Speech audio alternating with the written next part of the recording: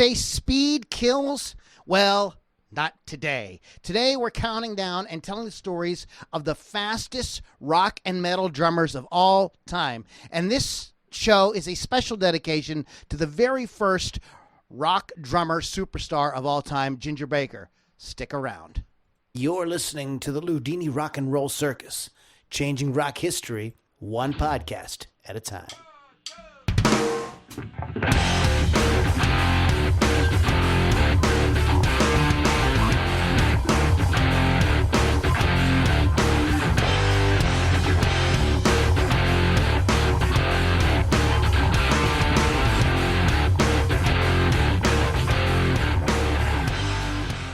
All right, everybody, welcome back to the Loudini Rock and Roll Circus. My name is Lou Lombardi, a.k.a. Loudini. Also, all my friends all call me Loudini. Even Lily V6 calls me Loudini once in a while. Not all the time. You're listening to Loudini Rock and Roll Circus. Our website is loudinirockandrollcircus.com. And I apologize, guys, because it did go down for a few hours this week. I know all of you were like freaking out. Where's Loudini Rock and Roll Circus? It's back. Just chill. We're upgrading things and changing things around. Things are just getting better all the time. So go to loudinirockandrollcircus.com. Tons of cool stuff there.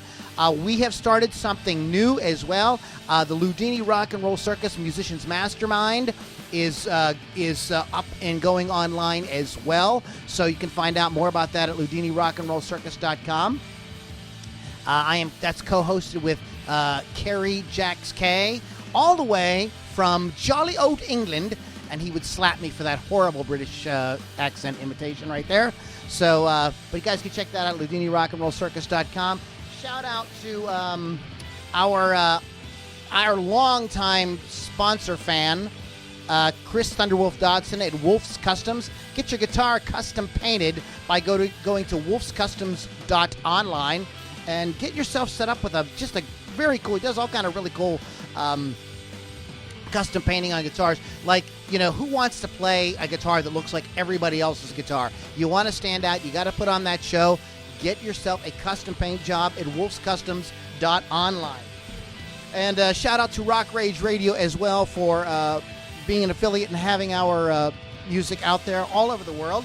And just a real shout out as well to Jam Play, who is sort of become our sponsor as well.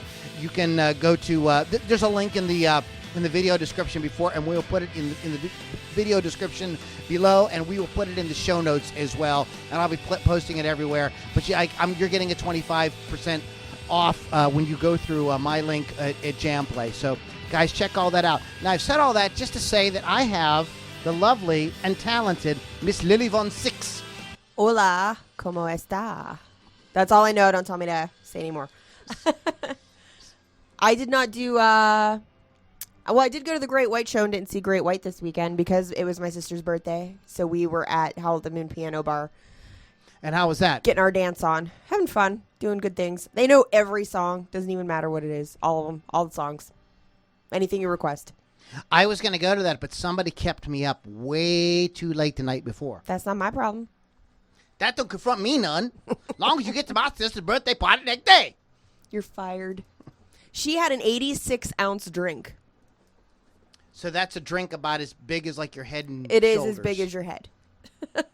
Nice. She was comparing. Nice. But yeah, it was a good time. I did not get drunk, but I had fun. Get out of town. I swear I had to drive home, dude. So that is what I did this weekend. And I'm actually emceeing, oh my gosh. I'm guest bartending at the Subalpine next Saturday for the Hell's Bells show, which is all female-fronted bands. So you should come to that. Next Saturday? Yeah. Okay, maybe I can do that. Okay, maybe. What day? What's the date? The 11th, I think. No, that's this Saturday. Then the 12th. Yeah. You said next Saturday. That's this coming Saturday. This coming Saturday. Okay. I'm still on the weekend, dude. It's all right. basically Monday. I got you. That sounds like a great thing. I want to give a shout out to an announcement too that come to. I don't want to say too much about it, but there's this band playing at the Subalpine on November 2nd. They're called 20,000 Metal Dicks. I hear that they're really good, and I'm going to be at the show checking them out at the Subalpine. So you guys might be interested in checking that out. Maybe. Maybe. Maybe. Me. So we're going to get into tonight's topic in a few minutes. Any other sort of announcements or anything you want to say before we... Yes, on my Thursday show tonight, I interviewed JV Johnson, who is the promoter for ScaraCon, which is a horror convention up in Rochester, New York, on the 19th, 18th, 18th, 19th, and 20th. So the interview will be on Thursday's show, and you'll get to find out about what's going on there. That sounds freaking awesome. We're going to come back and start our show about the speediest drummers in rock and metal. I just said metal at first, but then we know we got a lot of rock fans too. So we're going to touch on a few rock guys as well, and get into the whole speed thing. It's a thing in and of itself. So we'll get into that in a minute. But speaking of speed, I don't know why I said that, but this is a great band. Band is like, you know how they say like bread is like a staple of the diet, or whatever. Reign of Z is like a staple of the Loudini Rock and Roll Circus. Been playing them almost since the beginning. I freaking love this band. They just kick freaking ass. And I say this every week. Zosa, if you ever need a guitar player, right here. All right, guys, check out Reign of Z Reflections on the Loudini Rock and Roll Circus.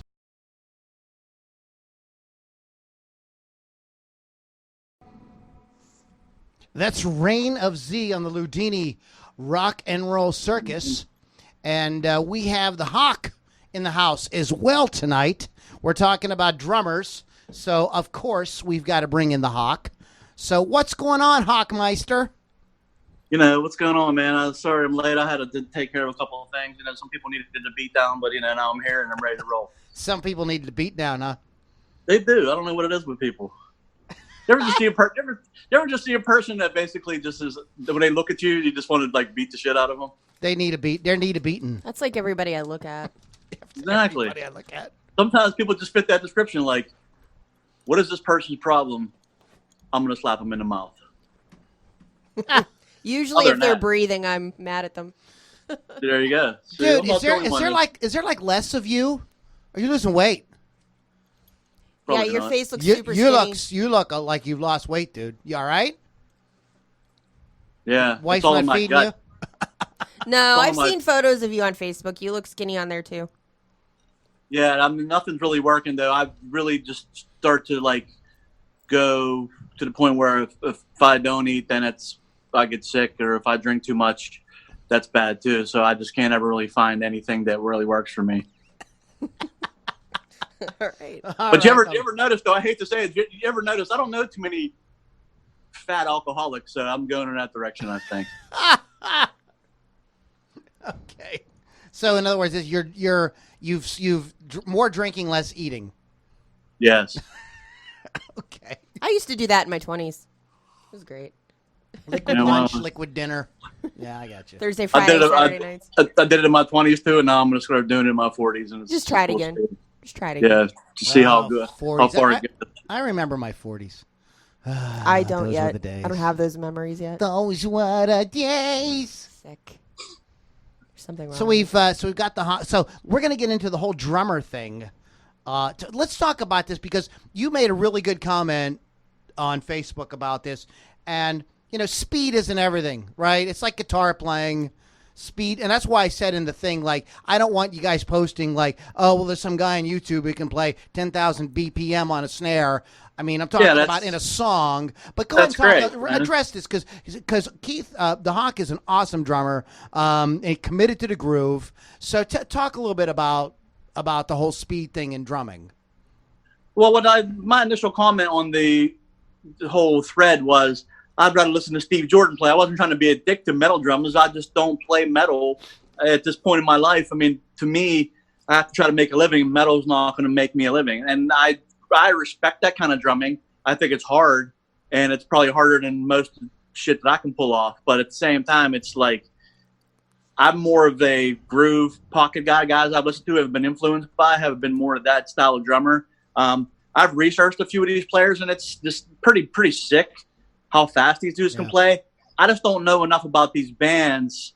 I mean, I have names written down, but I've also just started to I wrote maybe 4 or 5 down that are really, really fast. I'm not really sure even who the hell they are. I just seen them play for 30 seconds. And I'm like, well, that's pretty impressive. Some of the other ones I wrote down are fast. They're just some of my favorite metal drummers. It doesn't mean they have to be the fastest, but they're awesome, and they're awesome to me, and that's what I'm going to put out from, the key, I think, in the same way with any kind of, being a great technical player, is to also bring something musical to what you're doing. I mean, there's a lot of guys, and they're all over YouTube and Facebook who can play guitar fast or drums fast or whatever. But what are you doing with it? Like, how are you creating something emotional with that? Yeah, if you're playing a blast beat of 300 beats a minute and you're sitting and you're playing it in your basement of your mom's house, then you're not playing any gigs. I mean, that's great. It's impressive. But at the same time, maybe try to do something a little less extreme. I know the topic is, fastest drummer, but sometimes you have to think about what's going to make me get the hell out of what I'm doing. If it's not working, then, you have to be able to play. I think anybody that plays multiple genres well is doing themselves a very, very big favor. If like some cats are just one dimensional, like I'm not sure, some of these guys, I'm sure they could play more than that, but that's all you see them do. And I don't know exactly. I'd have to see somebody like give me something else. You know what I mean? Can they do something beside the blast beat of 300 beats a minute? There's a lot of guys that are fast, man. I mean, it's hard to be the fastest. It's everybody wants to. If you're into that kind of thing. Why don't you? We'll go around the room a little bit, but basically, I want to know, because you are, the expert in this field. Let's talk about a drummer who's fast, who you go like, yeah, but that dude's also badass.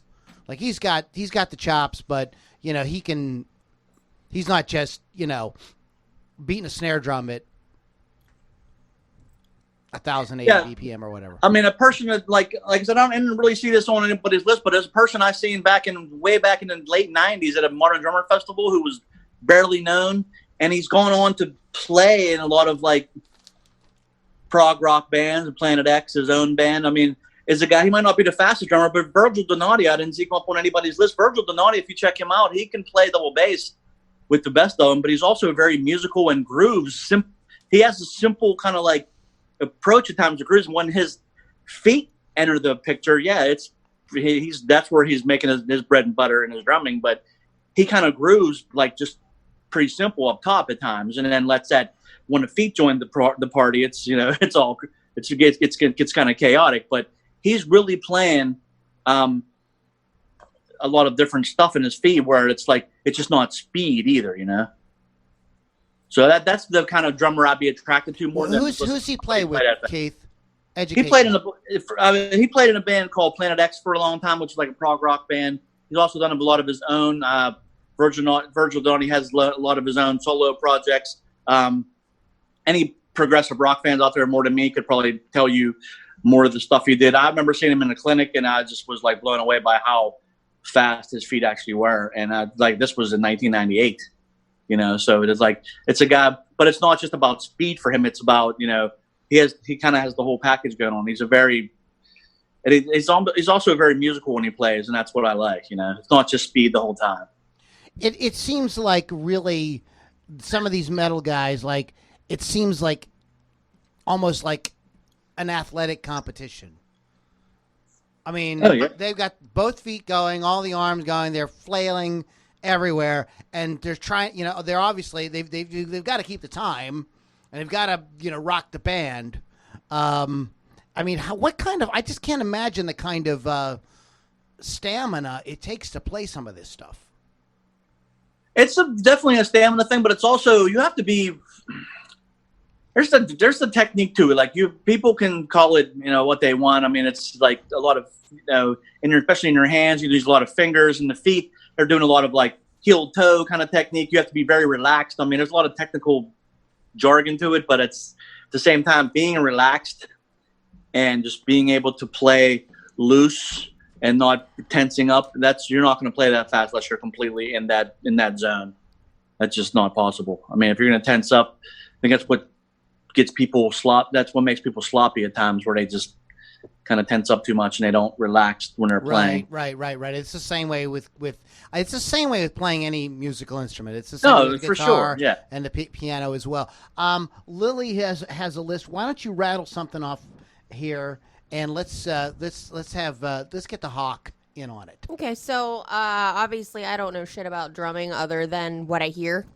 That's not my department. That's more Keith's and Lou's department, more Keith's. But definitely Keith's. So a lot of these, well, not a lot of them. Probably about half of them I actually knew, and then some of them I looked up. So the first one I'm going to throw out there is Nico McBrain, of course, from Iron Maiden, whom I love that band. I feel like I mention that band every single time we're on the show.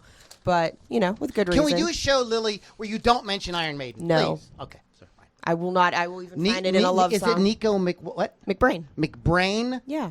Like brain. Like this. What do you think of Nico McBrain? Nico. Yeah, I've definitely, everybody, like I said, everybody has their own opinions on this kind of stuff. A lot of these people that I was looking up today, I never even heard of before, and I've been playing drums for 35 years. There's new guys when I see them all the time. I know who Nico is from way back in the day.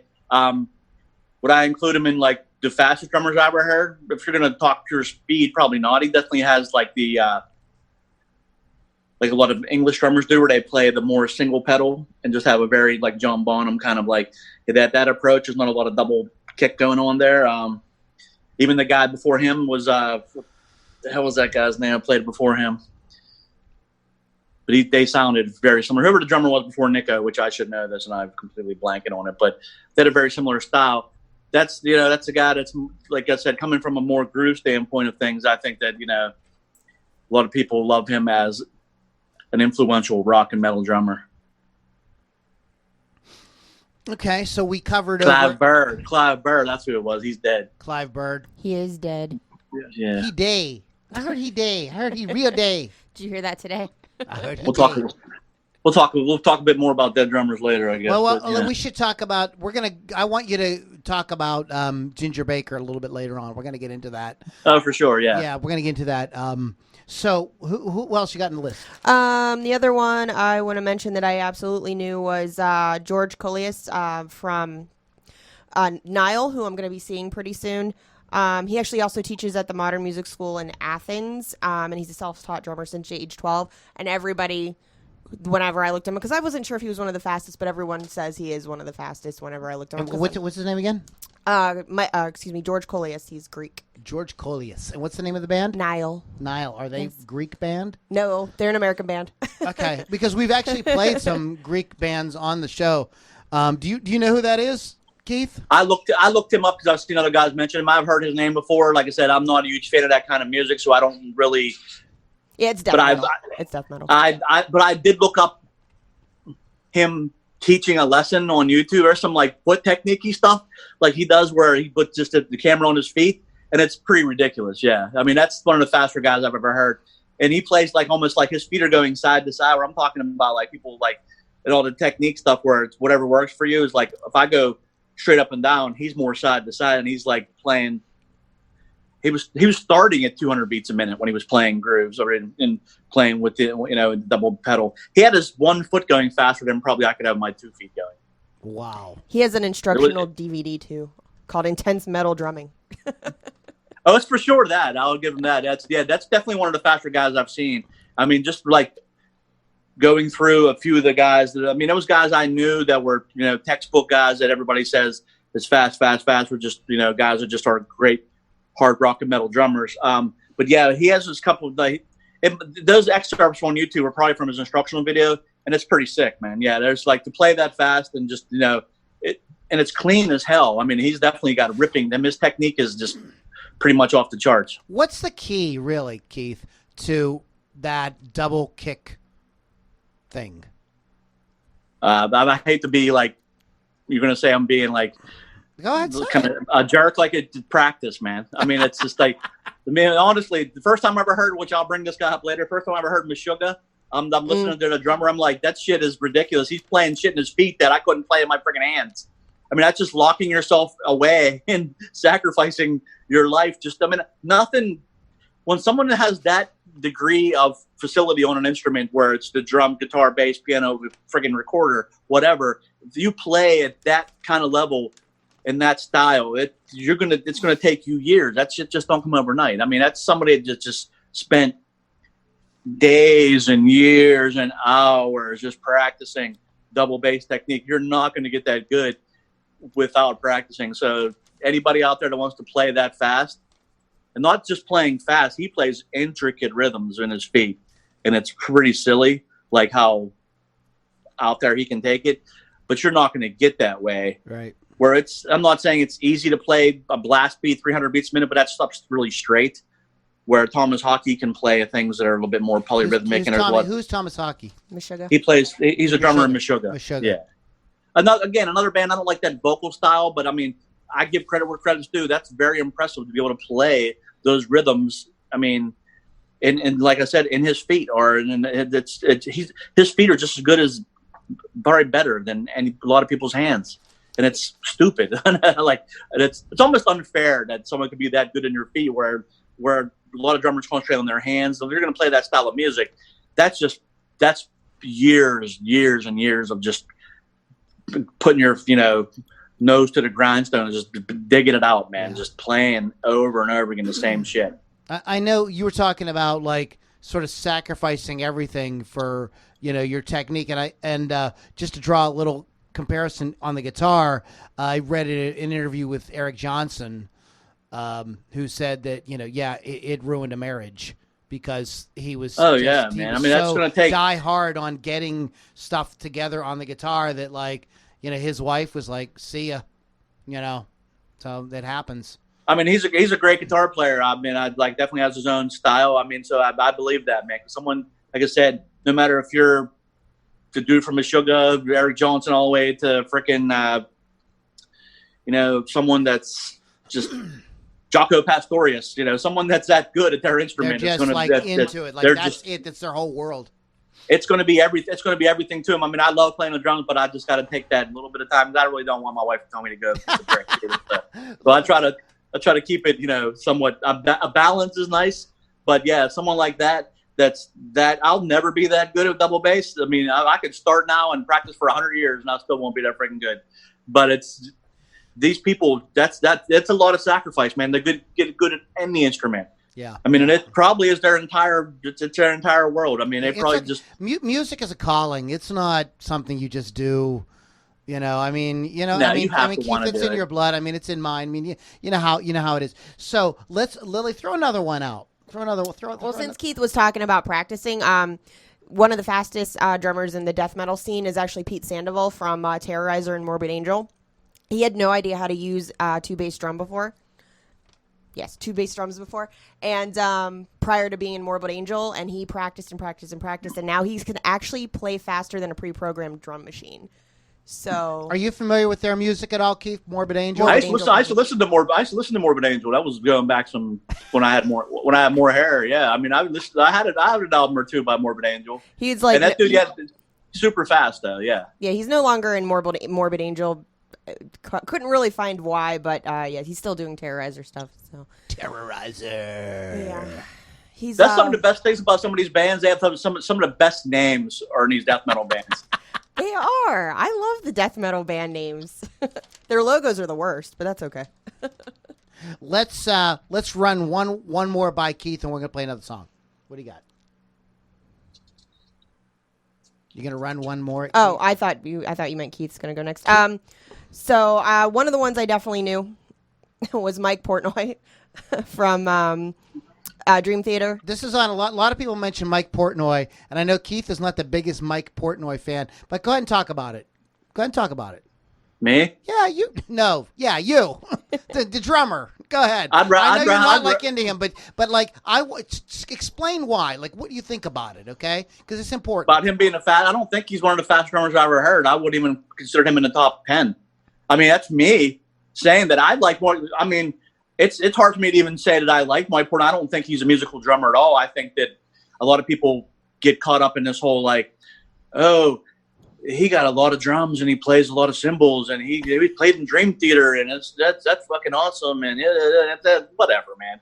I mean, you think that the love affair with Mike Portnoy is because people love Dream Theater, so they're just like assuming that Mike Portnoy must be great. You think that's what it is? What's your Yes, thought on it? and if he was that great, he'd still be in Dream Theater probably. Well, the lawyers told him no because they hired the other guy who I'm going to talk about. Well, who's the other guy? well, that yeah, they you hired? could talk. We could talk about that guy. I'll give that guy credit. Let's talk about that guy. Who is that guy? Who is that? What's his name? Mike Mangini. Tell me about because Mark Sambuco typed Mangini and Portnoy, Aldridge, and Larkin. So we already mentioned Portnoy, and you're kind of like, no, Portnoy. Talk about Mangini. Mangini is one of those guys. Mangina. I think they call him the Man Genius. I think. He's one of those guys that just like I've seen him play the solo where he starts real simple, and the guy just all of a sudden he's leading with his left hand on cymbals. He's leading with his right hand cymbals. His feet are going 100 million miles an hour. His drums are set up weird. It's like a guy that you just have to watch. He has like a very unconventional setup. I can see why he's perfect for that kind of band. I've never heard him play anything outside of prog rock. He could probably give a shit if he ever played anything outside. He's coming. That's again someone with that kind of facility on the instrument, that kind of technique. You're really going to have to put some work in. I mean, that's no joke. I mean, these guys put their life and heart and soul into this stuff. And I mean, as far as replacements for somebody, yeah, Mike Portnoy was very popular. I've heard Mike Portnoy play cover tunes with Deep Purple, with Dream Theater, and he sounds great. I think he sounds better than playing that stuff when he plays straight rock and roll or with the Winery Dogs. Yeah, he sounds better. He sounds better playing that stuff. When he plays prog rock, to me, it sounds forced. Like I heard him play with, I think it was Tony Levin and Steve Stevens. I think they might have played with those guys, and I just didn't. I don't think you weren't feeling it. Nah. Do you have like a little bio on Mangina? Mangina. Currently the drummer for prog metal band Dream Theater following the departure of Mike Portnoy in 2010. He's also played with Annihilator, Extreme, which I thought was pretty cool, James LeBrie and Steve Vai. So he's kind of... well, if you play with Steve Vai, he's kind of well-rounded. You can't be you got to be a bad... Because that's a Frank Zappa alumni, and he doesn't... Yeah, and I'd have to hear him play with Extreme. Yeah. That's pretty straightforward. So I would actually like to hear that.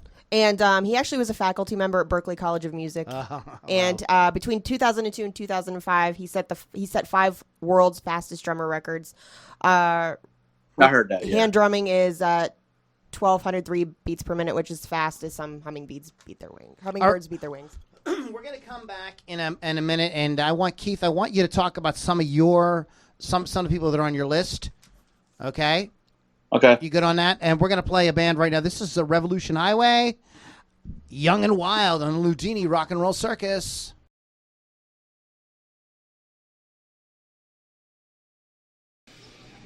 Revolution Highway, everybody. I discovered those guys on a advertisement on a YouTube channel that I follow, Terrence Pop's YouTube channel, and I fell in love immediately as soon as I heard them. I love that sort of like blues-based, heavy Southern rock kind of vibe, and I think they kick ass. So that is Revolution Highway. We opened the show with Reign of Z. We are talking about drummers and speed, not the drug speed.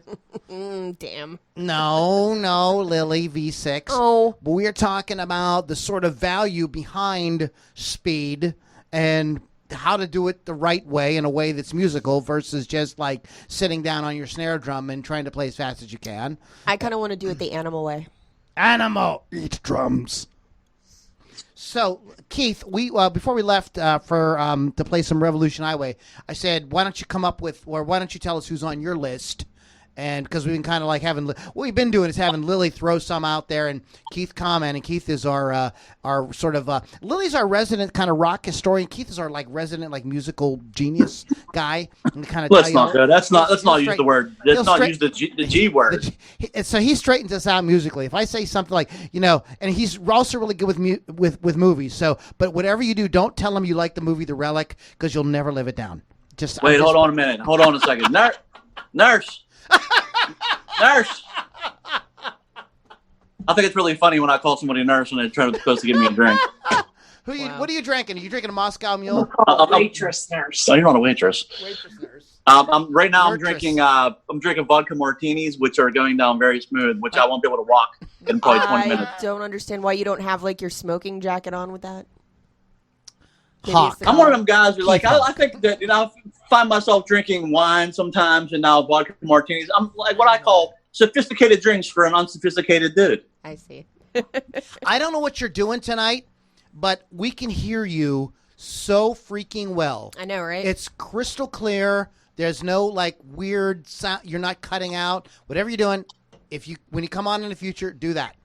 I didn't do anything. It sounds great. Okay, so who's on your list? There's no thunderstorms in the area tonight. That's probably what it is.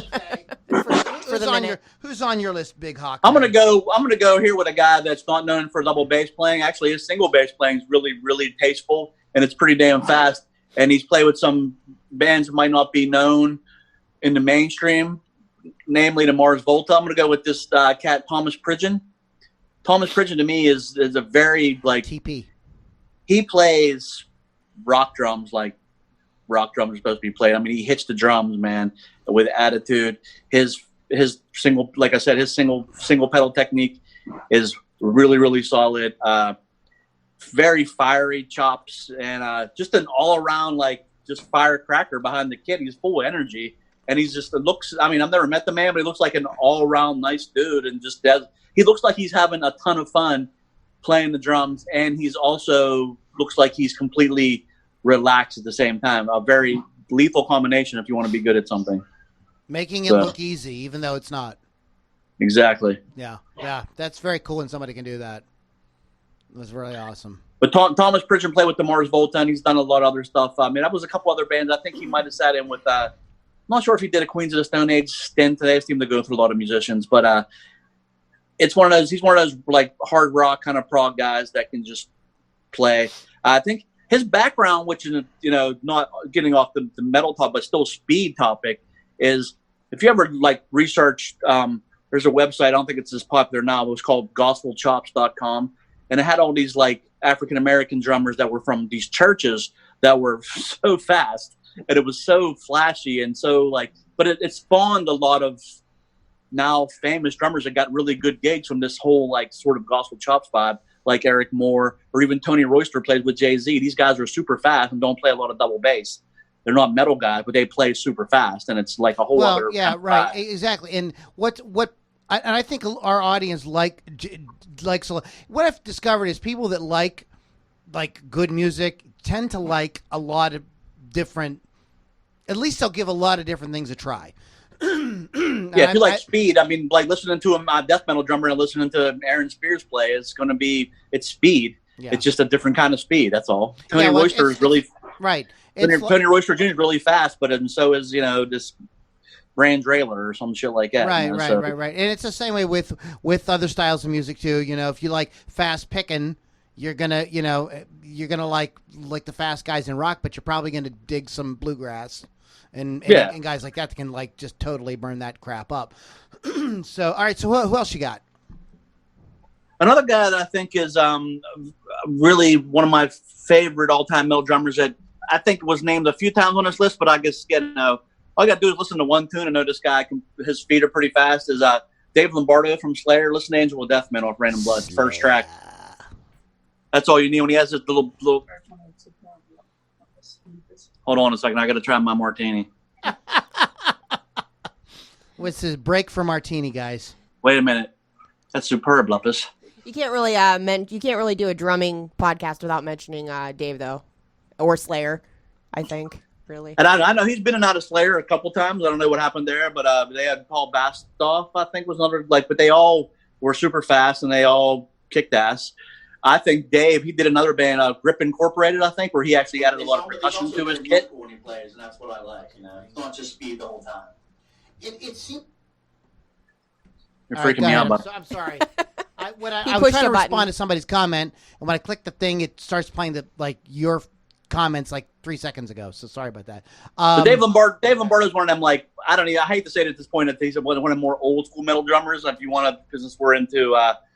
Some of the new age people we've been talking about, but some of these, Dave Lombardo's been around, and Dave Lombardo's another guy too that fast feet, but also has fiery, tasty chops but grooves, simple grooves, fast, but just like if you do something the entire song, it loses the effect to me. So when you sprinkle it in slowly, it's like anything else. I mean, it creates an effect. I mean, that's what I think Dalen Burrow does well. He doesn't have to double bass the entire time, but he kind of grooves very well. Listen to some of these, like if you listen to Liquid Metal on Sirius, I mean, they play band after band. It's like, that's what I mean. It's impressive to play that fast, but I mean, if it's the entire song, I mean, and first of all, what turns me off too, if I don't understand the lyrics, man, I'm turning that shit off. I don't care. I can't do it.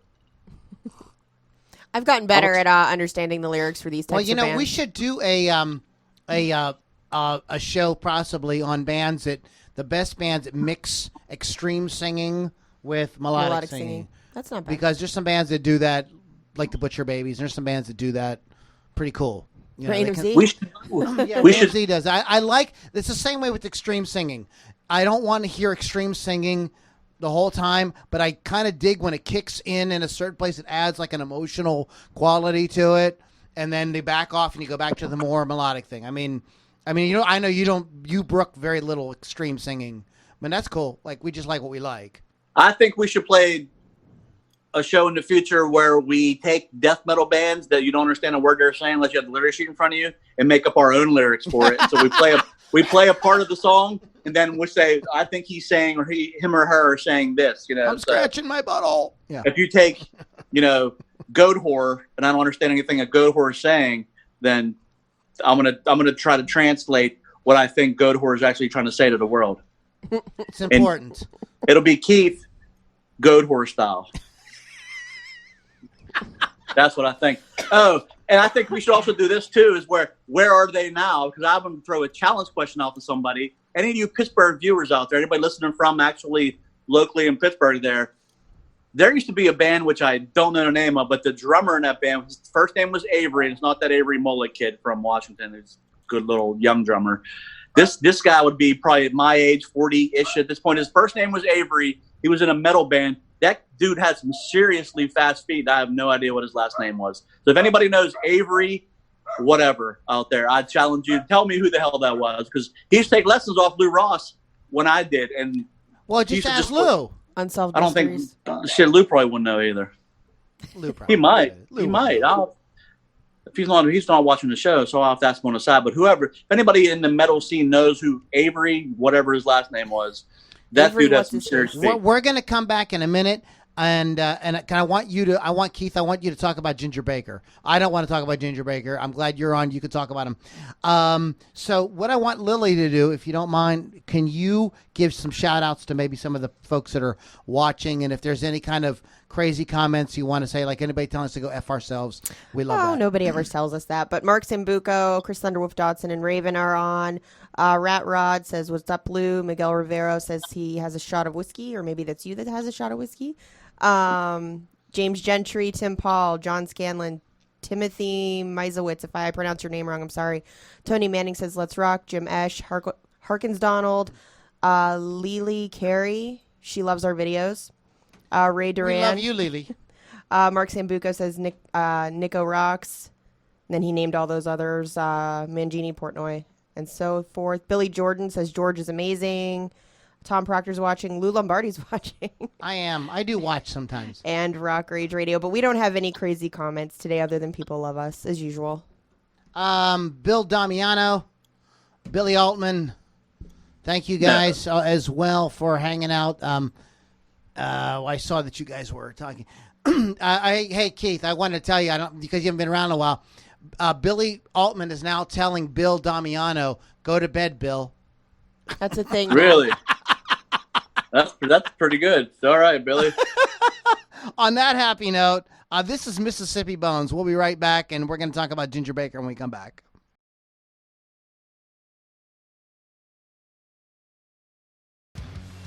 I love that band. That's Mississippi Bones from, like, Akron. Oh. They're like, but they're so killer. Every one of their records is like all killer, no filler. It's just really good rock, heavy, kind of like they have a kind of a Rob Zombie kind of thing going on. And I thought they sounded kind of like Monster Magnet. Remember Monster Magnet? Yeah, they had that Monster Magnet vibe to them, which is cool. kind of like that stoner kind of vibe where it's like it's a lot of halftime grooves. They have some more like faster stuff that has more of that rock zombie thing in there. And I absolutely I just discovered them accidentally. Like they played on like a Spotify, playlist or something. They just showed up and immediately just like, I love these guys. Anyways, guys, you know what I have not done, and I need to do this real quick before we move on. The bands we opened with Reign of Z. You can go to reignofz.com. Then we played some Revolution Highway. That's grooveyardrecords.com / Revolution Highway. Grooveyard Records has a ton of awesome bands that we've played on the podcast in the past. So check it out. And that was Mississippi Bones, mississippibones.bandcamp.com. Okay, so we're talking about drummers. And this week we had a kind of a historic thing happen. Ginger Baker, probably like the first rock drummer superstar kind of guy, right? Like maybe even before Keith Boone, maybe. Yeah, I mean the Hill was already happening, but in terms of like being a drummer that like blam was like in your like a, Ginger Baker's like one of the first at the least, and he passed away. 80 years old, right, Lily? Yes, he's 80. Yeah, he was 80. Unfortunately for Ginger, as great as he was, he looked 80 when he was 30. So I mean that's just not that's the unfortunate thing. Ginger never aged very gracefully, but he was also one of the great rock drummers of all time. He will be sorely missed. If you watch any of the videos from early, I think what got him a lot of attention was his sort of like very over the top sort of, attitude. And he was, he was the best drummer ever. Just ask him, he would probably tell you if he was there right now. The documentary Beware Mr. Baker is amazing. I think that shows you all you need to know. I see a lot of parallels in his life to mine. I mean, he was, great. he was a wacky dude. He was a good drummer and he liked black girls. So that's all. That's a trifecta there. That's a pretty cool thing. But somebody before actually called him the godfather of drum solos. I don't agree with that, but I think that his ability to play drum solos for, I'm talking 20, 30, Ginger, when you're going to stop kind of drum solos. It's like he could just keep going and going. I think he took his influences from jazz music like the Elvin Joneses, the polyrhythms of Elvin Jones. He has a jazz background. And just, I know he was very into Elvin, and he's had his ton of bands he was in. I think Cream, being a super group with two other great musicians, can definitely propel you to new heights. But I think after like Creamy did the stuff with Blind Faith. It was a band he was in for a while called Hawkwind. He was in a band called Masters of Reality, which you probably know. It was actually a cool band that had a revolving door of people. So Ginger Baker's Air Force was another band he was in. So, I mean, he was in a lot of different, and they were all like different kinds of bands. He did a lot of. What was the band he was in? Wasn't he in a band with Gary Moore? Like a power trio? Like much later? ASW or something like that? No? Probably, ASM, man. I mean, okay. I try to look up as much as I could. You may be able to find that. I've had, several Ginger Baker's Air Force, Hawkwind. I'm trying to think. I have some of them written down. Masters of Reality, Blind Faith, Cream. He's done so much stuff, man. But he was definitely one of those guys that, and he wasn't afraid to play. I'm not saying overplay, but he played fills, man. I mean, he played a lot of fills, and he was very tasteful when he was playing. But at the same time, and it probably don't make any sense, but it's like, at the same time, he was very, like, over the top with his playing, too. Like, sometimes it was like, okay, there's another fill. It's coming up. Especially with Cream being a power trio. He did a lot. He played busy, man. I mean, but it's... Everybody's busy in that band. And that's one of those the thing. That, like, Jack Bruce is playing busy as shit, too. Here's my... I have a little bit of a gripe about that. Because, like, I think at the time, it was psychedelia... And you could get away with it more. Everybody's solo. But when I listen to some of that now, I'm like, I think that, like, and I know this is blasphemy. I know it is. But, like, when I listen to Crossroads and songs like that, I'm like, it would be, I think it would be a little tighter if everybody just reined it in a notch or two. It's so over the top. I mean, everybody's soloing. Everybody plays their own way. Yeah, I mean, You gotta go listen to John Mayer's version where Steve Jordan played on drums. Go listen to that version and tell me what's simplistic and tight. Well, but I mean, that's a whole other. That's a whole that's other a whole other philosophy. level of that song. Yeah, though, I too. mean, and that's a great song and can be done. That's the testimony to it. Like a great song like Crossroads Blues, it can be done in umpteen different ways, and if you're a good band, you can make it sound great. But I mean, that was just sort of my only thing about that. Now he was a double bass player, right? Oh yeah. And what's the like compare and contrast like that approach to double bass versus a modern approach? I think it's just about comfort, man. If you really like two bass drums, and there's some guys that I used to talk to in Pittsburgh all the time. Jeff Kelp's a great rock and metal drummer. You know Jeff? No. He's played with he played in Mean Street for a long time. You might have seen him. He plays like right-handed kid, but he's a lefty, real in shape dude. Looks like a professional wrestler. Blonde hair. You don't know. That's funny. You don't know him. I may have met him, but it's not ringing. Yeah, he's very outgoing dude. Okay. He'd always played two bass drums. It's just a comfort thing. I would rather play a double pedal. For me, I could never tune two bass drums to sound the same. That's what my rub was, and I'm too lazy to carry two bass drums to a gig too. So that's a whole other thing. Neil Peart used to play two bass drums, and now he does. You know, he does them for years now. Well, you used a double pedal though. Yeah, it's a comfort thing. Yeah. I mean, whatever feels better to you. I mean, some guys just like two bass drums. And there's nothing wrong with that. If you're willing to go out and like, if you're just cool. a local dude like me that's planning to play a few days a week and make some bread. I mean, I'm not humping two bass drums. Dude, I'm telling you, man. Here's what you need to do. You need to start showing up with double bass kit. Okay, listen to me. Roto toms and a Simmons set at the same time. That's how you do it. That's where you're missing it, brother. Well, you know where I'm missing is the fact where I have none of those things except for a double. I could make a double bass kit. I don't even own Rototom or a friggin' Simmons kit. He's literally missing it. So we need to take up a Rototom fund for Keith. I want to play the entire, like the old Terry Bozzio where he played nothing but Rototoms. That would be awesome. We're totally losing Lily here. She's like I don't know what a Rototom is. I don't know what that shit is. I'll play the cowbell. That's what I know. I played the shit out of a cowbell over the weekend. That was probably too much cowbell. I don't know if you could ever have too much, but I don't know if that's a thing. I was getting that cross-eyed look like, what are you doing with that cowbell again? I don't know. And that was just from Samantha. I got the fever for more cowbell. Can't get enough cowbell, dude. Can never do enough cowbell. I cannot never play, like, I've played short drum solos at this point, and I can never not play a drum solo unless I inject a little bit of cowbell in it. Of course. I like Even if I just play the beginning of fucking American Band, I don't give a shit. I'm playing it somewhere in there. Why to put that in there? Let's do some closing comments. Keith, well, you're the expert on the drums, so your sort of closing thoughts on this whole idea of speed. Was Ginger Baker a fast drummer? In your opinion? Could be. He definitely could be. I think that there's times where he gave you a lot of, like, I'm not saying he was like one of the first guys that used two bass drums. I mean, the first guy I ever seen, and somebody can correct me on this, I actually would like somebody to.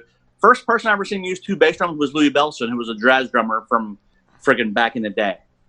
So I'm thinking Ginger, took the double bass technique. Keith Moon played two bass drums. It wasn't, I've seen pictures of John Bonham playing two bass drums. It wasn't very often. I was just going to ask you about that. Like, I know he had the two floor toms, but I've never seen him with the two bass drums. I've seen, like, there's a book I have called Thunder of Drums, where there's pictures of him, and the book was written by a person that was his roadie for years, and the person was one of his very good friends, and they had a lot of rare photos of him, and there's pictures of him playing not one, but two 26-inch bass drums. And I hate to bring this word up again because this is like a Mike Portnoy thing for me too.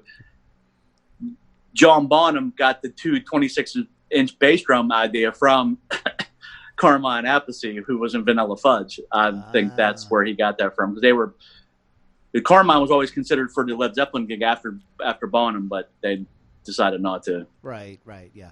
Okay, so why don't you? So we're gonna wrap up for today. Ginger Baker. So we're so like not worthy. Rest in peace. Just classic. What can you say? Keith, anything you want to plug or anything before we get out of here today? Anything you want to mention? What you're doing? I'm just trying to gig a lot, man. And so, I mean, if you're not in the New Orleans area, then it probably is a moot topic. But I mean, every other Wednesday I'm playing in Laplace, Louisiana. Every Friday I'm doing a 5-hour gig now. I do, which it sucks. It sucks, but it's cool because it's making me better because I'm playing a lot of different styles of music. I'm getting my ass handed to me sometimes, but at the same time, I'm killing it.